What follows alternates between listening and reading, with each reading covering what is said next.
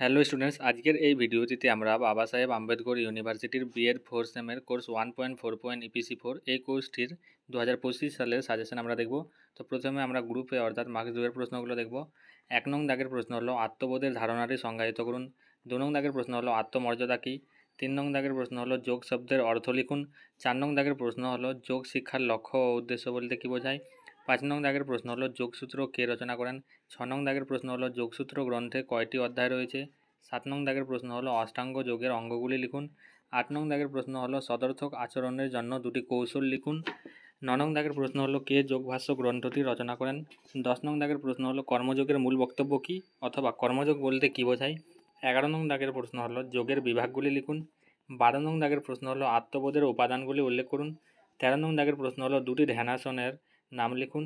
14 নং দাগের প্রশ্ন হলো আন্তর্জাতিক যোগ দিবস বলতে কী বোঝায়। 15 নং দাগের প্রশ্ন হলো আত্মবোধের দুটি গুরুত্ব উল্লেখ করুন। এরপর 16 নং দাগের প্রশ্ন হলো উচ্চ আত্মমর্যাদাবোধ সম্পন্ন ব্যক্তির দুটি বৈশিষ্ট্য লিখুন। 17 নং দাগের প্রশ্ন হলো শতকর্ম বা 6টি ক্রিয়া বলতে কী বোঝায় অথবা হঠযোগের শতকর্মগুলি কী কী। 18 নং দাগের প্রশ্ন হলো প্রত্যাহার কী। 19 নং দাগের প্রশ্ন হলো ধ্যান বলতে কী বোঝেন। 20 নং দাগের প্রশ্ন হলো যোগের ক্ষেত্রে মহর্ষি পতঞ্জলির অবদান লিখুন। 2 মার্কসের জন্য মোট তোমাদের 20টি প্রশ্ন রাখা হয়েছে। এগুলির মধ্যে হয়তো কোনোটা আবার 5 মার্কসেও আসতে পারে, তাই তোমরা প্রশ্নগুলো বুঝে পড়ে অবশ্যই পড়বে। এরপর গ্রুপ বি অর্থাৎ মার্কস 5 এর প্রশ্নগুলো দেখব আমরা। 1 নং দাগের প্রশ্ন হলো প্রাণায়াম কাকে বলে, প্রাণায়ামের প্রকারভেদ সংক্ষেপে লিখুন। 2 নং দাগের প্রশ্ন হলো ঋষি পতঞ্জলির অষ্টাঙ্গ যোগের ধারণাটি বিবৃত করুন। 3 নং দাগের প্রশ্ন হলো সদর্থক ও নঅর্থক আত্মধারণার প্রভাব সম্পর্কে লিখুন। 4 নং দাগের প্রশ্ন হলো আত্মমর্যাদার প্রকারভেদগুলি সংক্ষেপে আলোচনা করুন অথবা উচ্চ আত্মমর্যাদা সম্পন্ন ব্যক্তি ও নিম্ন আত্মমর্যাদা সম্পন্ন ব্যক্তির বৈশিষ্ট্যগুলি কী কী। 5 নং দাগের প্রশ্ন হলো যে কোনো একটি ধ্যানের পদ্ধতির উপর সংক্ষেপে ব্যাখ্যা করুন।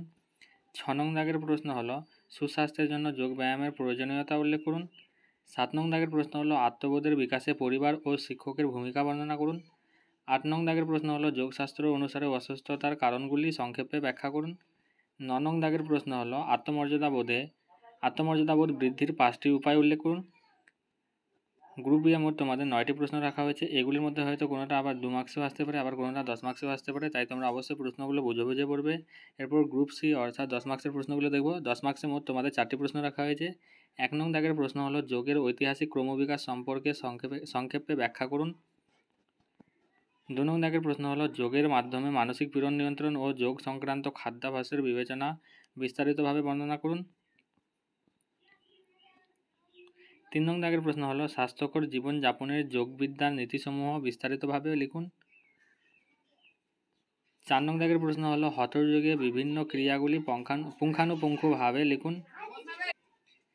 এই ছিল তোমাদের ইপিসি 4 কোর্সের সাজেশন। যদি তোমরা 5টি জেনারেল কোর্স ও নিজের অপশনাল পেপার সহ পিডিএফ আকারে সাজেশন পেতে চাও, তাহলে 40 টাকার বিনিময়ে সমস্ত পিডিএফ দেওয়া হবে। 40 টাকা পে করার জন্য আমার হোয়াটসঅ্যাপ নং 7718187415 এই হোয়াটসঅ্যাপ নম্বরে যোগাযোগ করতে পারো অথবা আমার টেলিগ্রামেও যোগাযোগ করতে পারো।